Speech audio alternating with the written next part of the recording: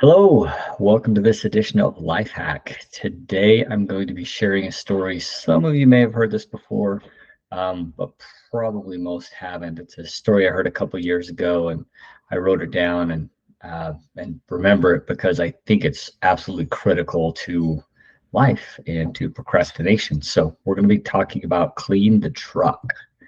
Um, so there was a story about somebody who was planning on selling their truck and they weren't quite sure what to do or how to do it, what forms you had to do, which website to post it on, how much to post it for, like all these questions. It's a fairly simple task, but there's still 5, 6, 10, 15 things you need to do. And the whole idea behind this story was don't get lost in all the how do I do that? What do I do here? What do I do that? Just do the next step. And so in this story, it was, I don't know what forms I need to sell the truck or what website to post to. Just get out and clean the truck. You know you need to clean the truck before you sell it. Just get out and clean the truck.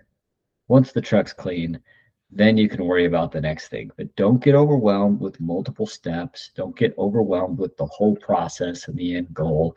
Again, this is a simple story, a pretty simple use case, but I love that story because there's lots of times where I put things off, where I procrastinate because, well, I'm not sure how to do this, or man, that seems daunting or overwhelming, or the process is massive. Don't worry about the whole thing. Just bite off the little piece you can chew and clean the truck. Love it.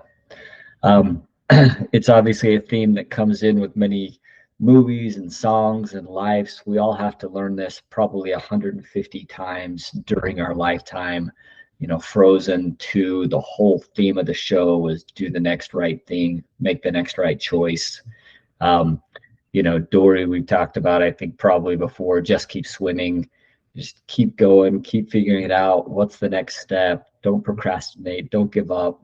Mr. Magoo's Christmas Carol was one of my father's favorites. And so there's a song in there that says, put one foot in front of the other. If you have a minute and you want a fun little song, uh, go ahead and listen. But sometimes that's what we need, just the reminder, the motivation to just do the next right thing, make the next right choice. And really, I want to put this in the context of procrastination.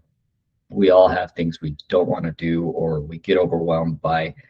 Slow down, simplify, take it in bite-sized steps.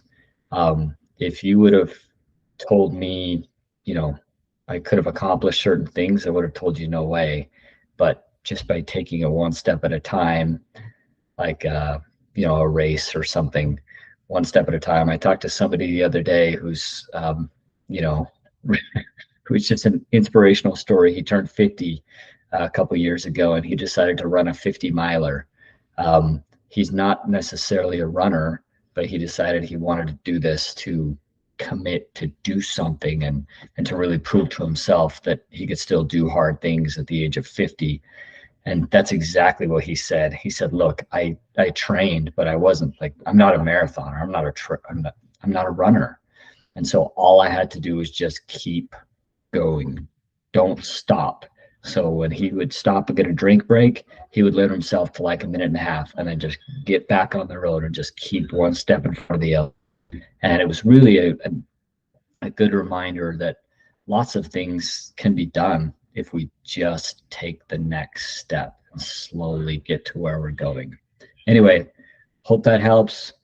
Have a fantastic week and go make an impact on those around you.